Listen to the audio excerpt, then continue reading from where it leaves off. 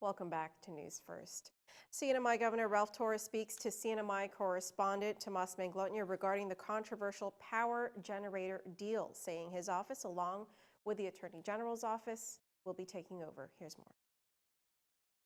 After dismissing his entire Commonwealth Utilities Corporation board, CNMI Governor Gov Torres says the issue lies in how its members went about the process. I have every confidence that they did it with good intention, that they want to provide lower power, they want to provide more resources. It's the issue of how do we get there. That has always been the question.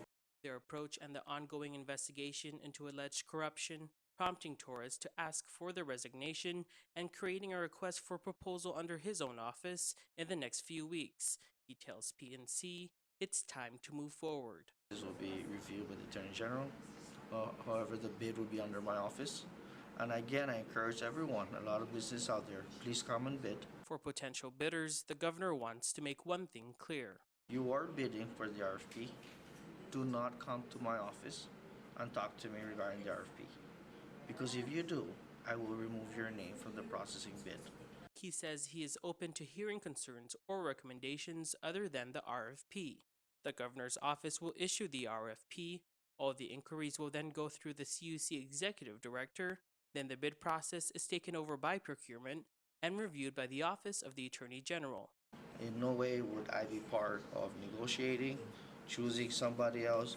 And if GSPM turns in a bid and win, then at least we know that this is the process that has been vetted to the Attorney General, that I'm letting everybody know this is the process. I will not be part of it, and whoever that participates and wins, I wish them luck, and we work together with whoever the winning bid. Sources tell PNC News that the governor's appointees for the new CUC board will have their hearings next week.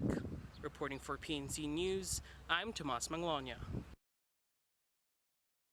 Well, a local doctor is facing felony aggravated assault charges after his girlfriend accused him of assaulting her. Dr. Insaf Ali is an internal medicine physician at the GUAM Regional Medical City and, according to the complaint filed in Superior Court, had been in a 3-year-long relationship with another woman. The report says that Dr. Ali's girlfriend contacted police after Dr. Ali choked her and threw items at her during a heated argument.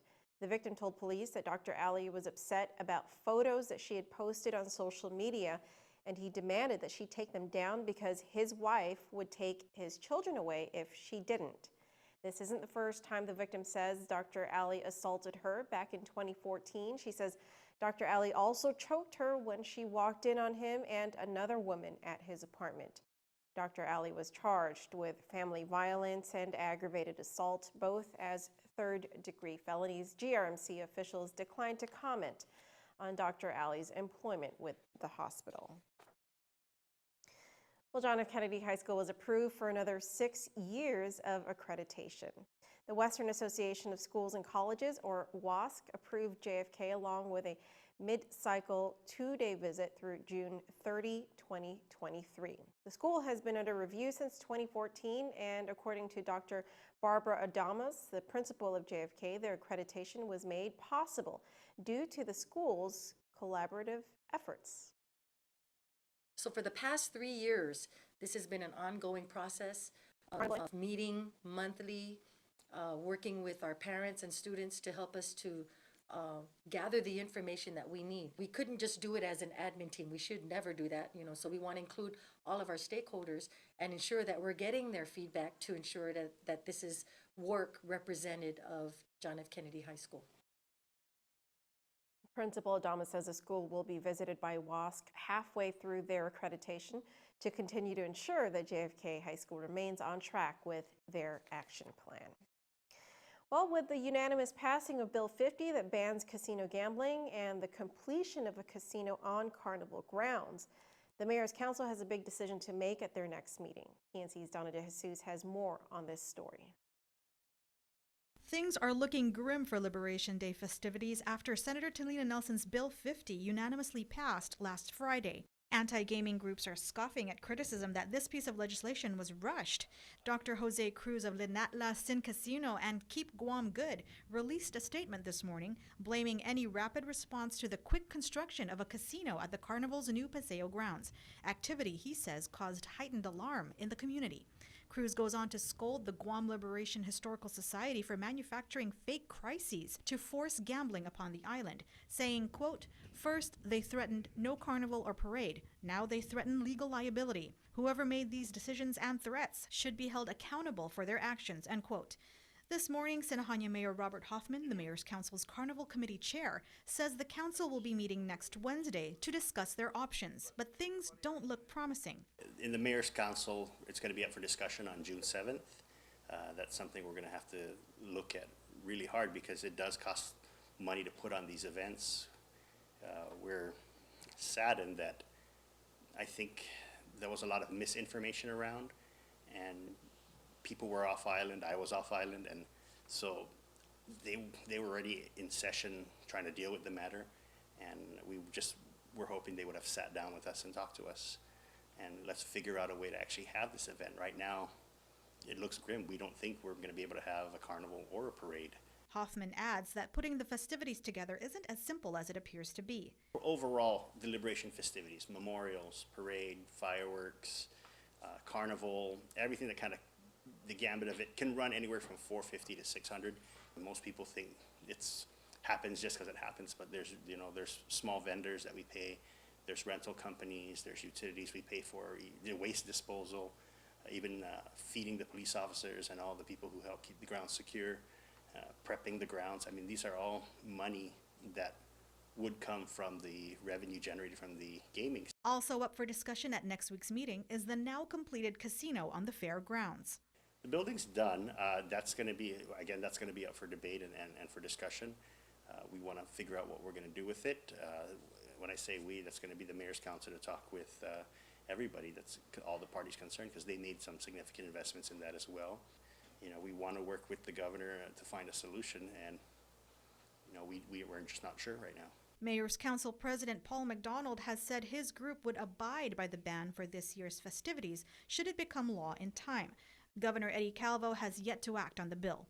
Reporting for PNC, I'm Donna De Jesus. Well, it is Tuesday, so before we go to weather, we're going to check in with Dr. Amanda Del Rosario for another episode of Pediatric Minute.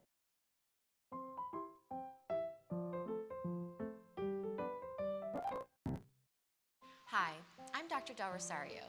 Today, we will continue our topic of healthy eating. Last week, we talked about encouraging our kids to avoid sugary beverages since they are high in calories but low in nutrition. Today, we'll focus more on food choices and ways for you and your family to incorporate healthy eating habits into your diet. First, let's review portion sizes and go over how much we should be eating at each meal. One quick and easy way to estimate an appropriate portion size is to use your hand as a guide. Take a look at the size of your palm. This should be about the size of a meat portion. Now make a fist, and that should be about the size of a carb portion, like rice, noodles, pasta, potatoes, or bread. Kids have smaller hands than adults, so as a reminder, they should be having smaller, age-appropriate portions. Now, I'm sure you're aware that when we go out to eat, restaurant portions are much bigger than what's considered an appropriate serving size. So to avoid overeating, try to share dishes rather than having one all to yourself, or plan to take half of it to go at the start of your meal so you're not tempted to finish the whole thing in one sitting. If your child still feels hungry and is wanting second helpings, give them an extra serving of vegetables or fruit instead of more meat or rice. Also remember to have them drink a full glass of water with their meal to help make them feel more full. Lastly, eat slowly and savor your food. Try not to let your kids rush through a meal so that their stomachs have a chance to feel full. Aside from portion sizes, it's also important to keep in mind how often we should be eating. Aim for 3 meals a day with 1 or 2 healthy snacks in between. When we skip a meal, we tend to overeat at the next one, and we are also more likely to make unhealthy food choices when we're feeling really hungry. So what are some examples of healthy food choices? We all know that fruits and vegetables are good for us, but let's go over the other food groups too. In terms of protein, choose fish, chicken, and lean ground beef over other meats like bacon or sausage. Other good sources of protein include eggs, beans, and tofu. In terms of carbs, choose oatmeal or cereals with less sugar for breakfast, like Cheerios or Honey Bunches of Oats, instead of things like Frosted Flakes or Cinnamon Toast Crunch. Also try to eat whole wheat bread and brown rice instead of white bread and white rice. And for dairy, aim for low-fat or non-fat milk, yogurt, and cheese. And lastly, allow your kids to have an occasional treat, since completely eliminating all junk food is unrealistic. But the key is to limit it to only once in a while and in moderation, rather than as part of a daily habit. So next time you're at the grocery store or ordering at a restaurant, try to keep in mind some of these healthy eating choices we've discussed today. Remember to work on small changes that you can stick with and get the whole family involved so you can work on creating a healthy lifestyle together. For Pediatric Minute, I'm Dr. Del Rosario.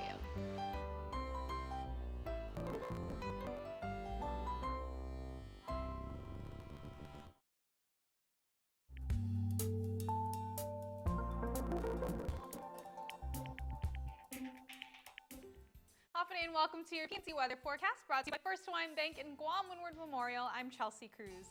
Now, a lot of people on the islands can agree that it's very difficult to predict the weather here. It could be pouring in one village and dry and sunny in the next. But, you know, we've been getting it pretty spot on lately, which is great. But now we're really going to get a wrench thrown in our weather forecast for the upcoming days. So far, weather for this evening is going to be mostly cloudy with isolated showers and light east winds 5 to 10 miles per hour. Now tomorrow on Thursday is going to be a little bit tricky. This is where we're most likely going to see that famously shifty island weather. Both Wednesday and Thursday are anticipated to start off mostly sunny with isolated showers. Then sometime in the afternoon, we're going to do a total 180 with mostly cloudy skies and scattered showers entering the forecast, specifically for Guam. The very light winds could produce some thunderstorms in the upcoming afternoons. So be prepared for rain and shine starting tomorrow, especially for Guam. You're going to get that rain, but you're still also going to get that 89-degree high heat with a heat index value close to 100 degrees. Now by Thursday evening, though, your weather should return to the normal partly cloudy with isolated showers. And that's all the weather for tonight. We'll get you more updates tomorrow. Until then, have a good evening.